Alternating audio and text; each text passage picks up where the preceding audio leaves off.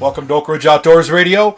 I'm your host, Craig Robbins, for this week's adventure into the wild world of outdoors. Anything to do with the outdoors we discuss. Sometimes we talk fishing, sometimes we talk hunting. Coming up, we'll talk a little hiking, we'll talk a little trapping, we'll talk a little bit of ice fishing. But we've got some exciting things coming up on this week's episode of Oakridge Outdoors. First, let's talk about deer season. It's been an interesting deer season for some and an exciting deer season for others. There are some guys that have shot some great deer, some great bucks. You know, I know Stephanie Forbes, we talked about Stephanie's buck last year up just outside the North County. And Jennifer Schwartz, I mean, she took a nice deer, nice 10-point up in the North County too, which was a dandy buck. Jack Forbes, no relation by the way, shot a nice little 8-point. Not a little 8-point. He's got some great spread to him. So some deer guys are shooting some deer, some exciting deer, and it's after the rut. We'll be starting our second rut here in Chautauqua County, which is going to be exciting, and we'll be talking a little bit about some exciting dates coming up for sportsmen too.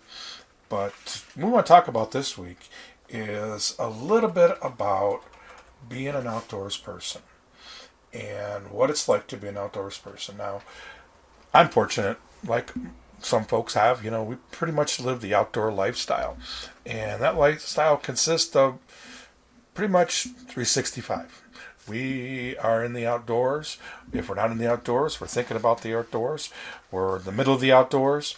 We're discussing people that have to do with fishing or hunting. There's a lot of different things that happen in a sportsman's mind. Sitting in tree stands, sitting in deer blinds, sitting in turkey woods, sitting in duck blinds, sitting in an ice fishing hut, or even fishing up on the fall, up on the tributaries on Lake Erie. And we'll have a little fishing report coming up about the tribs on Lake Erie. Just so y'all know, the fish are running, so it's going to be an exciting event we've got coming up this week.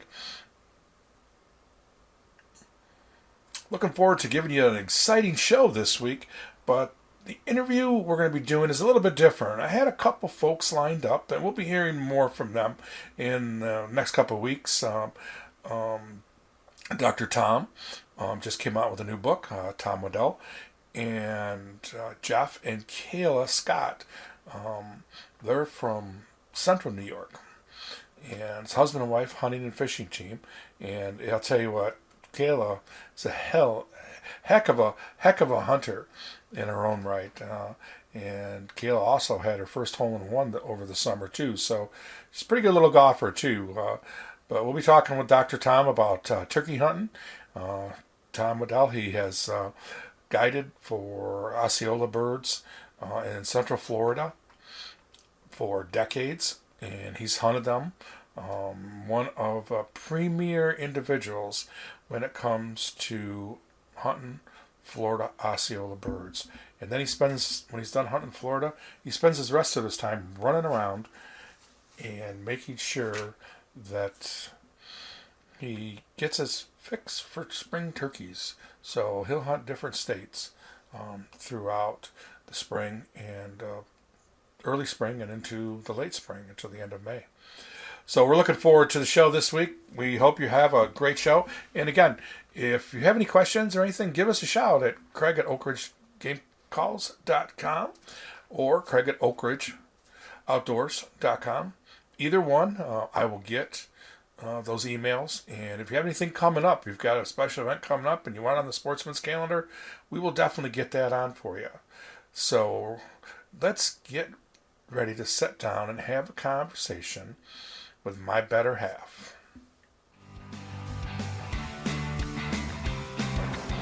Hey folks, welcome back to Oakridge Outdoors Radio.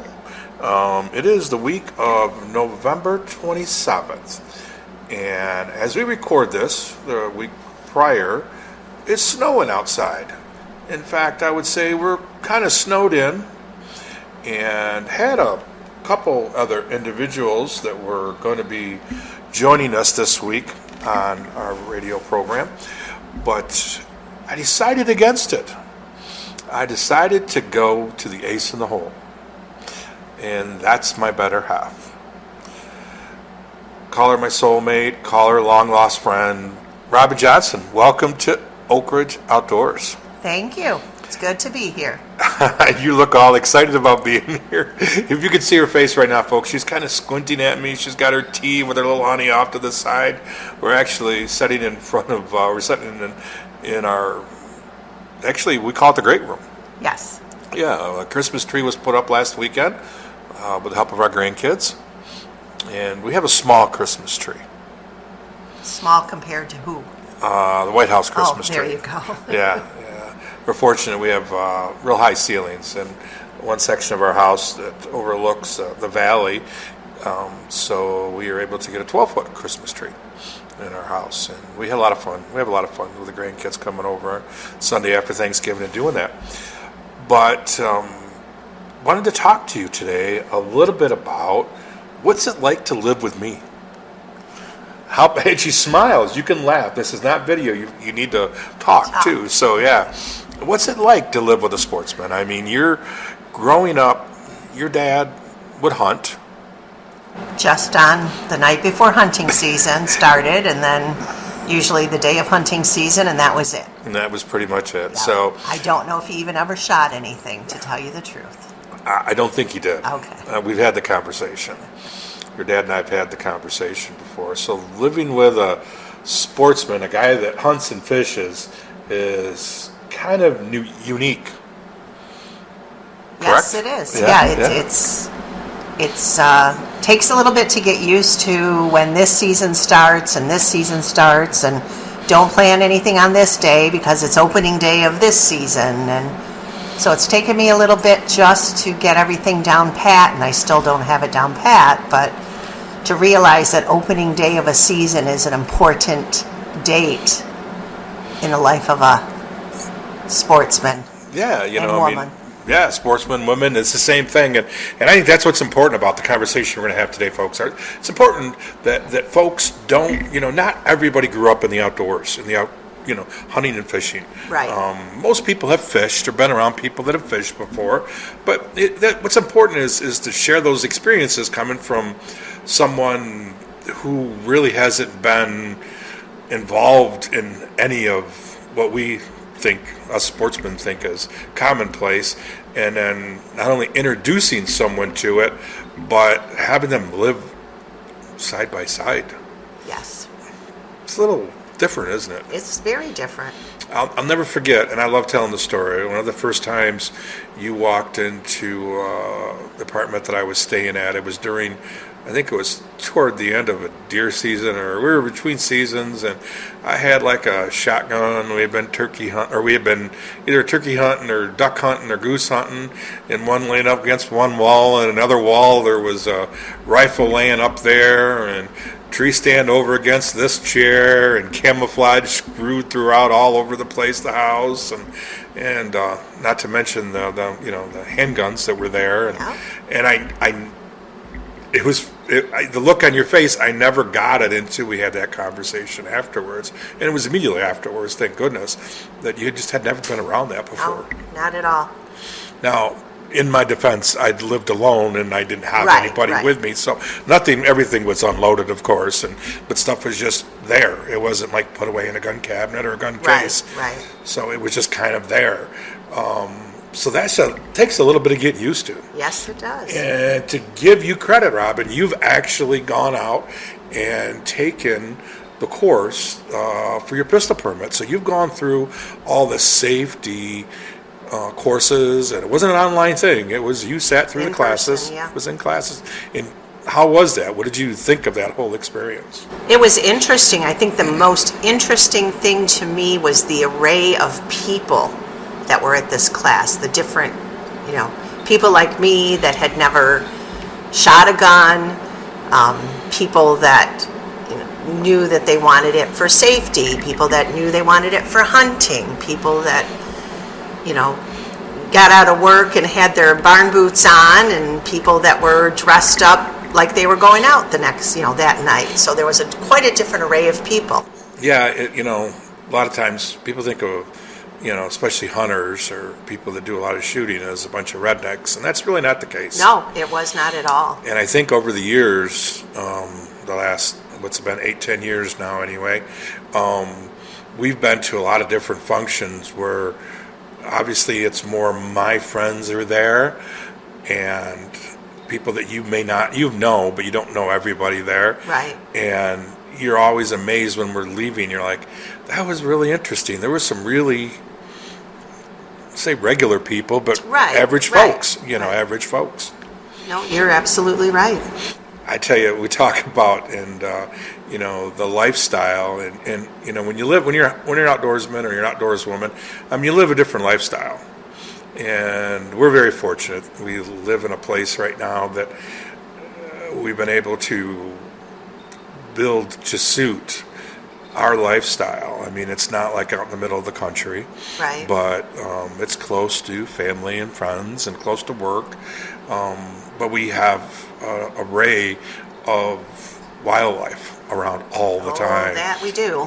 There's always deer and in the spring and in the fall so much as we have turkeys, and we have a gas well that's probably about 500 yards on the other side of the ridge from us that we can barely see. You can't hardly see it without binoculars, but with binoculars you can see it. And the last couple of years, there's always been, right before turkey season, there's always been some turkeys out there. And I'll call Robin. I say, hey, I'm going to try out this new turkey call that I designed and built. And what happens? They come. They run right over.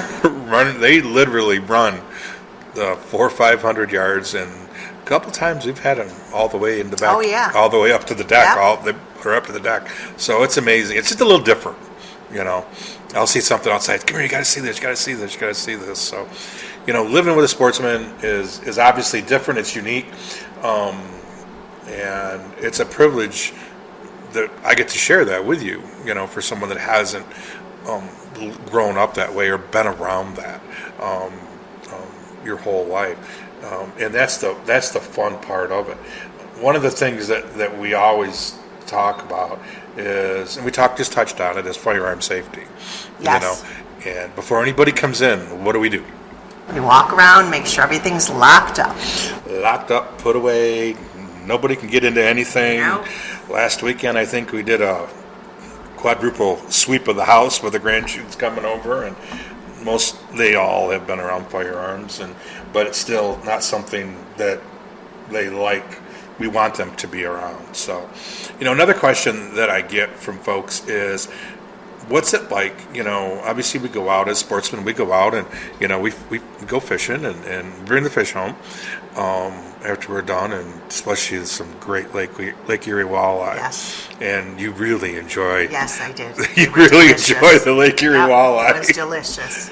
Every summer we go up to Lake Erie and go with a good buddy of mine, and we go on his charter boat, and just Captain Joel gets us on walleye all the time, me and the boys, and we always bring them home. Yes. And Robin's like, she goes, you can do this all you want. She goes, I don't care. Delicious. It's very delicious. So who cooks most of the wild game that's brought into this household? That would be you. But you are generally right there with me. Oh, yes. Just Yes. try to learn something. Yes. And the amazing thing about it is, especially more so the venison, is I remember the first time I cooked venison and you weren't really sure of it, but I folks, I always live by the rule. If I'm going to serve venison, I let people know it's venison. Right. Okay. I don't try to trick anybody. I don't put sausage and chili and it's venison sausage. And, most people that know me well enough don't even ask, because they know that's what we're doing. It's either, beef, it's either beef burger or venison burger or venison sausage or venison, steaks. It is what it is. And we tell people right up front, this is what it is. And we still have family members that prefer not to try it. They don't want anything to do with it. for whatever reason, that's just kind of the way it is. So cooking with wild game in our household is usually a team event. But one thing I can say is you do enjoy, most of the venison. Yeah. Yep. Especially the venison hot dogs. Yes. Yes. We have an Amish family that makes venison hot dogs for us every year. And those are usually gone really quick. Most of the time, we don't get a chance to cook them. They're pretty much gone all the time. Speaking of the processing, I'd love to share this story, and we've got a lot of stories we'll share over that we've experienced together over the years. But I do want to touch on, after we talk about this, your first experience turkey hunting. Okay. Okay. But we're going to go, the first time you went to the processor, I think I had shot, I think it's a tall 9 that we've got on the wall. And we took it to the processor, and it was like the morning after. And, we're taking some pictures, tailgate pictures, finishing off. He took some pictures, and he opened the garage door. And the look on your face, I think you turned white, 4 different shades of white. I did. How bad was it the first time seeing all Well, those? you don't think about the fact that they separate the head from the body and that they separate the legs from the body, because there's really nothing you can do with those. And when you first see just a pile of heads and a pile of legs. Yep. Yeah, they do have to take the hide off them too. So unless you've been around meat processing before, that makes it a unique experience, to say the least. Yes, it was. So I got back in the truck. pretty much did, folks. Yeah, she turned around, and I think Craig Stephen was with us. My oldest son was with us on that morning, and because he was kind of a heavy deer, and we took and we're hauling out. You turned around, and you were in the truck. And I think Craig looked at me, and she goes, "Well, she's done. She's seen enough of this. She's going back inside." So, talk about your first turkey hunt.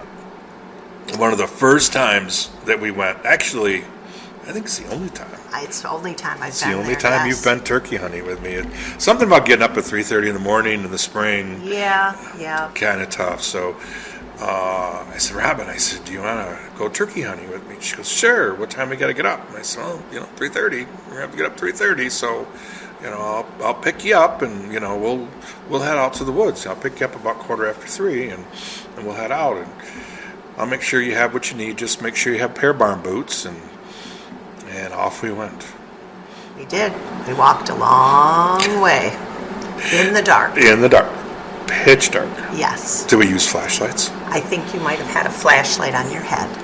Yep, we used a little flashlight just in case. Didn't want anybody falling and tripping. Because it was very uneven because it was on a field. We had to walk across. And now that field you and I have walked on and been on many times since that particular morning, but that first time going out in the dark is, you're like, where are we going? Where are we going? Oh, it's over here, right over here. The blind's right over here. Don't worry about us. Just a little way, a little further. So we get settled in, and we're getting all settled in, and we're in a pop-up blind, of course, and of course, I made sure that there was comfortable chairs in there, and we were comfortable, and we had some coffee, and so we were just kind of relaxed, and the sun comes up, and which was beautiful. It was beautiful. And then we heard our first turkey gobble, and your eyes kind of lit up at that. And then after that, it was kind of a slow morning, I have to admit. It was not the most exciting morning to be your first turkey hunt. But it was the best nap I ever had. Nap. Pretty much fell asleep from like 7 o'clock till almost 9:30. So, yeah, it was an interesting first day, first time in the woods, in the spring turkey woods. So, you have been, Robin, you've been around me long enough to know what sport shows are like and the different people that come to the sport shows and the whole part of the industry. We've even been to writers' conferences, and you've had a chance to hang out with some pretty big names in the industry, and you're not sure who they were. Nope. And I'm like, that guy right there, that's Shockey. He's real famous in this industry. Oh, okay, cool. You know. Yeah. Hey, Jim. Hey, Jim, how you doing? You know. So you get a chance to be around some folks like that, and your experiences. I mean, what have they been like with being around They've people? been very fun. I will say those people are a lot of, not those people, but sportsmen, sportswomen are a lot of fun. A lot of them, when we were at that writers' conference, traveled the world to go hunting. That just blew my mind. I mean, most people say, oh, I want to go to South Africa or Africa and do something and, visit this, and this, and they want to go hunting, and they do. And that's very interesting to me that they would, that they travel the world to go hunting.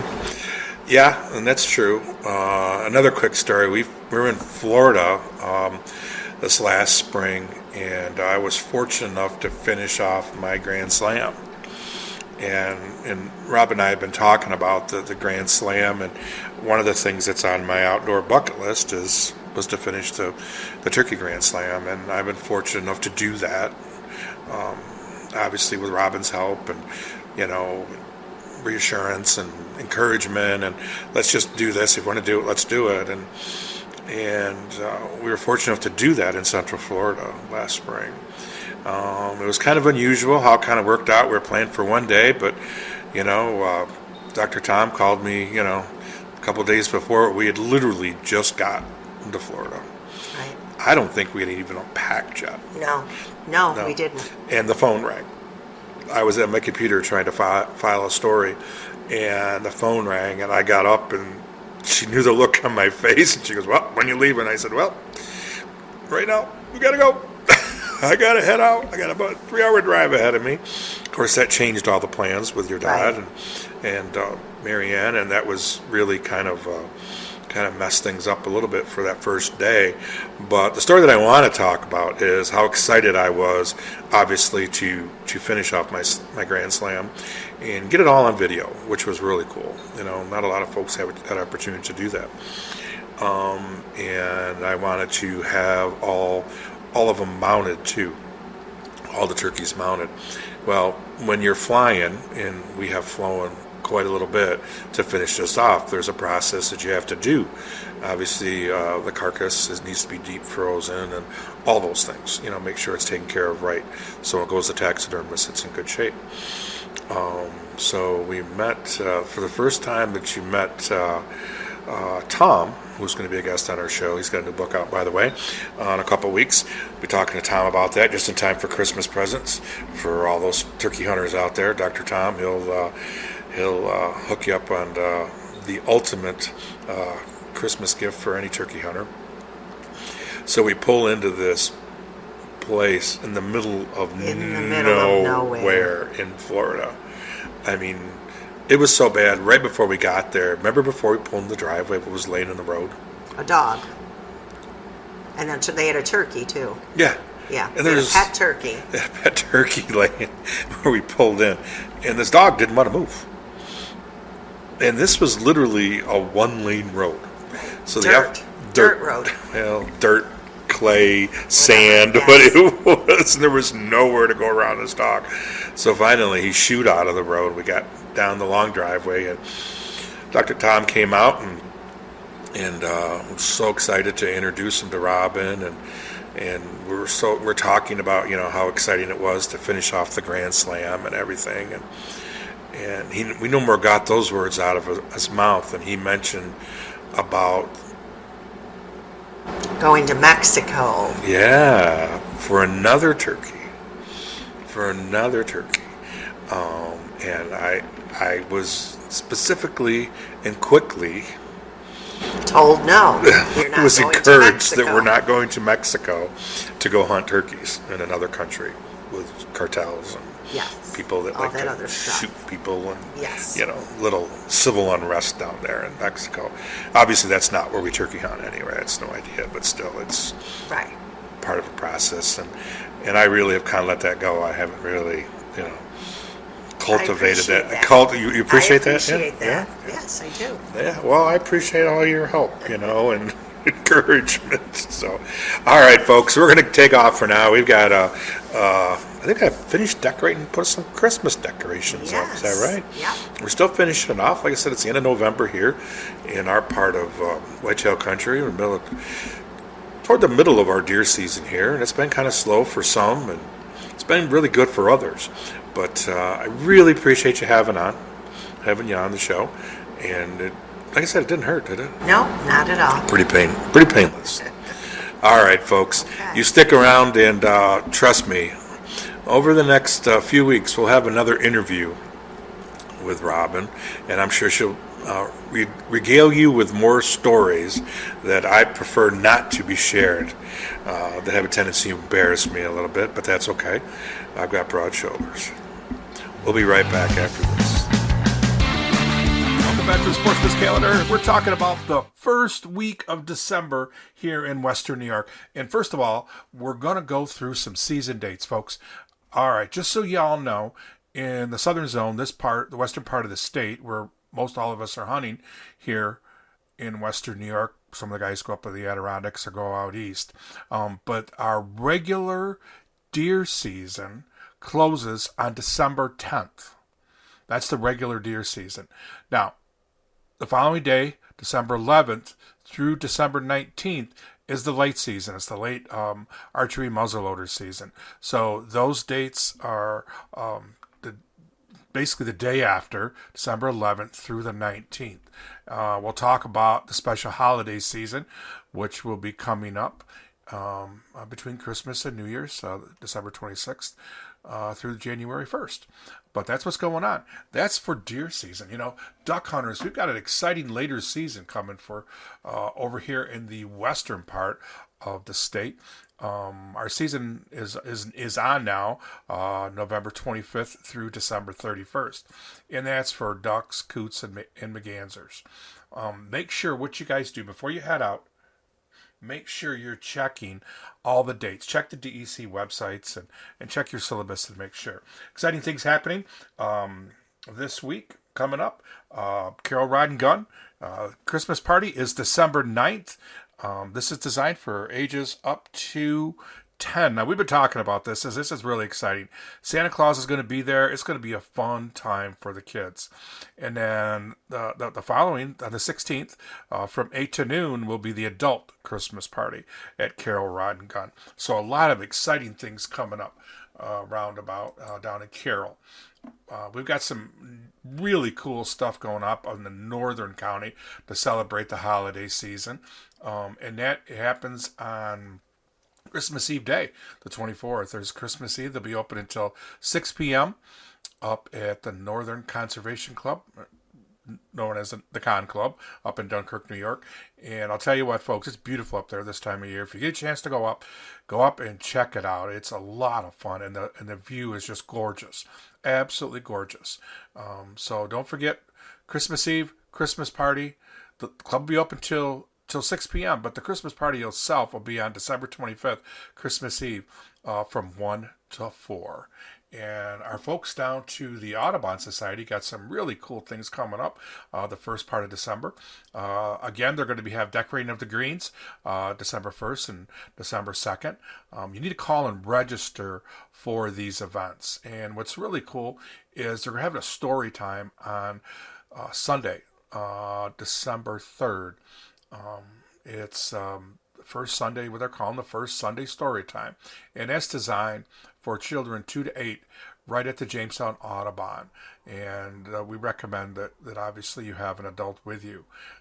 And then the following week, and we'll talk about this next week a little bit more, but Little Explorers will be and they'll be doing their evergreens and conifer build from 3 to 8, and they need to show up with adult. All of these events, you need to make sure you call ahead of time and make sure they know that you're coming. My club, one of my favorite clubs is the Jamestown Rifle and Pistol Club.